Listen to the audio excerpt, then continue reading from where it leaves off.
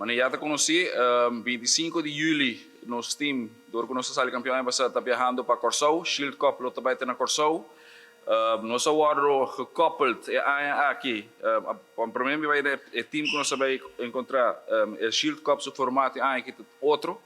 Dus nós caímos em round 16. De round 16 também tem knockout phase, dus também para batalhar. Nós agora gekoppeld na team, não nada menos que o Arnett Gardens FC de Jamaica, um time profissional na Jamaica.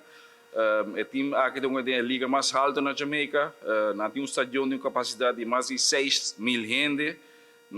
Como clube, a provide tudo ainda mais de 15 jogadores para a seleção nacional. Então, é clube que renombrado na Jamaica e me está seguro que não vai ter problema com nós, porque nós temos um time que está bom preparado para nós. E nossa missão para Shield Cup está para vir 13 Copa Aruba. Para nós temos um orgulho de poder representar Aruba na Corsou. E me querer, apesar que nós temos um tricolor, mas se você é um fã de Aruba, Aruba nós também representar adiante.